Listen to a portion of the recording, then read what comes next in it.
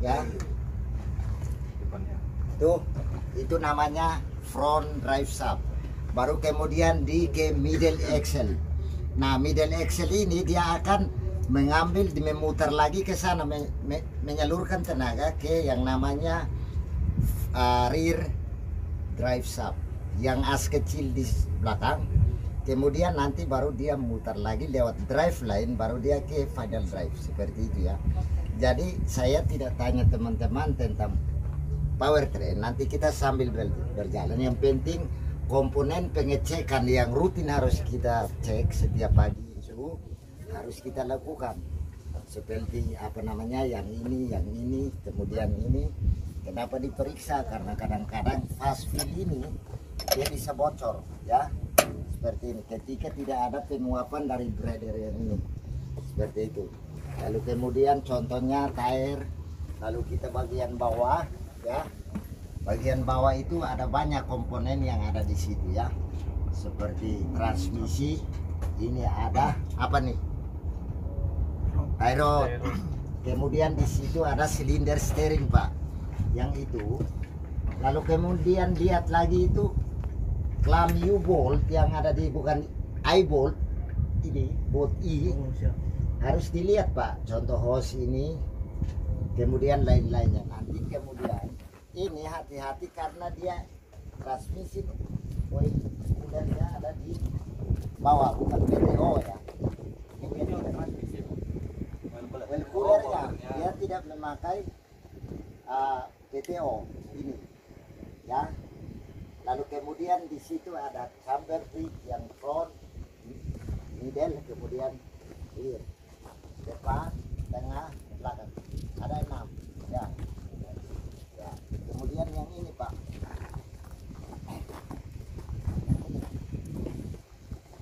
sampean bilang indong atau bugi ini, trunion itu, torque rod itu harus dilihat pak ya, karena ada 1, 2, 3, 4, ada 2 di atas. Ini yang sampean bilang trunion. Kemudian itu ada pemisah gap yang ini pak, ini jatuh biasa tegesek jatuh, nanti ini bisa hentak ke frame atau sasis ya. Ini U-bolt, perhatikan ya. Kemudian nanti yang ini pak, yang belakang ini apa? Injektor. Bukan injektor, bedakan antara injektor dengan ejector. Jadi ini namanya ejector ya, tire ejector. Fungsinya untuk memisah batu atau tanah, ya, memecah batu itu ya, seperti itu ya. Nanti seperti yang ini juga, kalau bapak laju, ketika rubber mounting ini lepas pak, ini kena ini sama ini, nanti sakit nanti sembean ya, yang ini karena dia peredam hentakan yang itu ya. Yang karet itu kan pak ya, karet susu sampean bilang kalau bahas. Terus yang ini harus ke bawah pak, terutama yang ini ya. Itu kalau ditabrakan dan pecah pak, ban kiri dan kanan tidak senter karena dia itu penyeimbangnya. Kemudian yang di atas, kalau yang di atas itu yang lepas, drive shaftnya lepas pak, karena dia itu penahan drive shaft itu. Ada 1 di atas lagi. Nah, contoh yang ini juga torque rod ini pak, yang ini ya. Jadi nanti teman-teman tolong perhatikan untuk keduanya. Lalu kemudian nanti kita sebelah kiri, saya langsung speed ini ya, yang ini.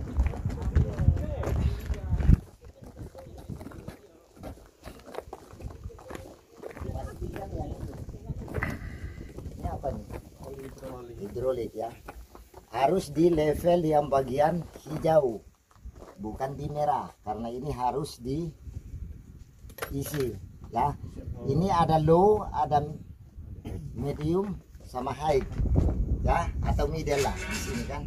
Lalu kemudian nanti kalau kita diamkan alat ini, ada nanti sirkulasi udara yang di situ ada endapan air di sini pak. Ini kita kalau dia memunculkan air, tarik terus pak, supaya airnya hilang, tarik ini. Karena brake itu tidak akan spontan makan atau engage ketika ini tercampur air, jadi dikeluarkan saja, nanti diisi di atas lagi ya, seperti itu. Hos-hos ini harus diperhatikan ya, itu karena ini dia paling bawah. Kalau mundur amblas ini lepas, berarti transmisinya habis dong, seperti itu. Sama yang di sini ya, kirot.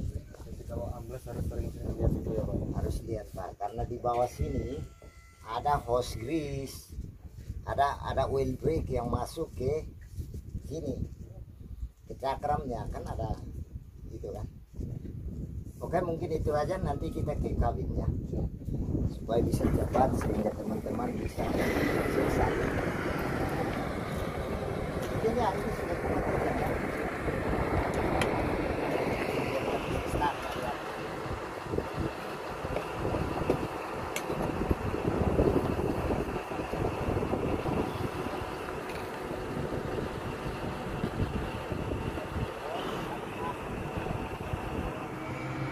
Kabin ini kan dia di sentral steering, jadi dia di tengah seperti itu ya. Jadi teman-teman yang biasanya setirnya di kiri apa di kanan, nanti agak beda sedikit ini Pak haluannya, karena dia di tengah ya. Nah, ada beberapa panel yang memang harus kita pahami ketika kita di unit CMT 106 ini ya, seperti itu. Ini transmisi, dia dari 1 sampai ke 5D, lalu netral, mundur, ini receive, reverse, mundur, netral, drive, 5, 4 sampai ini. D ini drive Pak. Nah, kalau yang ini handle-nya ini kan di D ya. Kalau saya ke sini, ini tidak perlu saya tekan yang ini, karena dia batasnya itu di sini di D. Dia hanya berfungsi untuk si D ke N, N ke R, sebaliknya. Jadi ketika netral saya gini, kalau tidak saya tekan tidak mau, yang ini nggak mau. Kalau sudah di sini nggak perlu, sama dengan membalikannya ya. Nah, ini nggak mau ya. Kalau yang ini untuk transmisi oil check atau gitu, Cek oli transmisi itu Pak. lalu nanti dia jadi actual gear. Jangan lihat yang sini, di sini D terus ya. Nah, kemudian ini teman-teman banyak yang nariknya begini, harusnya begini Pak. Karena apa? Ini biasanya ketekan. Ini lock gear, ini lock transmisi. Kalau kita pas speed 2, kalau ini ditekan ya 222 terus. Ya nggak ganti lagi karena sudah kita kunci di sini ya. Jadi tolong nanti begini ya, gini ya. Nanti gini. Jangan gini, nanti kepecik di sini ya, ketendes. Kemudian saya lanjut ini parking brake. Ya. Ini kebanyakan teman-teman kan dari HD. HD itu harus lepas ini dulu, baru ini. Ini terbalik Pak. Ini dulu baru yang ini. Ya, seperti itu. Nah, caranya. Ini dam. Di sini ada up untuk naik. Ini stop. Atau kalau di alat yang lain floating, mengambang. Ini untuk turun. Jadi ketika kalau sudah turun damnya, kembalikan ke sini dengan cara mengangkat ini Pak. Ya. Ini kalau nggak diangkat nggak bakalan naik, ini harus angkat sama dengan ini, dilengketin terus diangkat ya. Ini ya, ini voice dam. Ini ada apa namanya, emergency brake, stop. Diperhatikan ya, jangan-jangan nanti teman-teman itu start nggak mau gara-gara ini lupa, atau yang di bawah di tangga itu sama on off nya ya. Kalau ini suhu air pendingin injin atau suhu air radiator, tapi dia option Pak, jadi nggak berguna ini cuman tambahan aja. Kalau ini wiper untuk ini samping ini, terus ini wiper untuk air, untuk ini air wiper. Kalau wipernya di sini Pak, yang ini Kecepatannya ya di sini ya. Terus ini hati-hati dengan ini karena ini di vlognya Inter Excel. Caranya harus berhenti, netralkan gear, baru dipasang. Begitupun nanti setelah tidak digunakan lagi atau sudah melewati daerah licin, harus berhenti Pak. Kadang teman-teman itu tidak berhenti, langsung main di off kan. Itu masih aktif. Di sini mati lampu indikatornya. Tapi sistemnya masih bekerja Pak, masih masuk ya. Sama yang ini Pak, kalau ini lampu kerja. Ini ketika kita travel kosongan ini namanya ekonomik, ini namanya power. Kalau muatan ini ditekan Pak, biar bertenaga. Kalau kosongan dari dampingan, ini dikembalikan ke ekonomik, sehingga nanti RPM di range hijau ini bisa consumption fuelnya itu bisa sesuai. Karena kalau kosongan pakai power, boros Pak ininya, konsumsi BBM-nya seperti itu. Ya, terus ini lampu hazard, lampu hati-hati, ini lampu kabut yang kuning atau fog lamp, lalu ini lampu jauh dan dekatnya, ya. Oh, berarti nggak ada dimnya ini Pak? Dimnya dari Dimnya situ, di sini. Oh, di situ. Di sini, ya. Dimnya di sini. Terus sin kanan, sin kiri. Kalau ini klaksonnya Pak. Ya, kalau saya lihat. Nah, itu. Ini panel-panel yang kemarin saya jelaskan itu. Ketika ada apa-apa pasti. Kalau ini klakson Pak. Kalau saya kasih ke sini, dia akan menggunakan angin itu. Nah, begitu. Ya. Oke. Saya jelaskan ini, nanti teman-teman pelajari sendiri. Ini AC-nya. Kemudian ini tekanan oli engine. Dia harus jangan di sini Pak. Kalau di sini warning 3. Ini tekanan oil engine pressure. Hitungannya itu 0, MPa. MPa itu namanya megapascal. Kalau KPa itu namanya kilopascal, ya, jadi beda. Nanti tinggal di konversi ke berapa. Kalau kali 0,1 MPa dia akan menghasilkan berapa tekanan gitu. Lalu ini baterai Pak, ya. Baterai kalau di sini dia harus dicas ini. Kalau ini aman aja. Kemudian ini ada speedometer. Ingat, kecepatan di sini dia tidak sampai ke sini Pak. Dia hanya di paling top 38 atau 35 kalau kosongan. Kalau muatan dia 30, 20, 25 ke 30. Bisa juga ke 10 Pak, yang kecepatan yang ini. Lalu kemudian saya lanjut. Ini air pressure brake atau tekanan oli rem. Ini untuk belakang, ini untuk depan. Yang ini.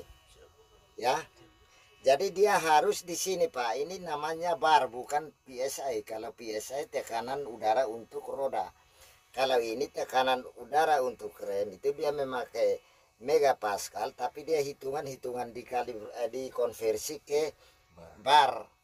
Berapa bar? Nanti pertanyaan berapa bar tekanan rem depan CMT 106.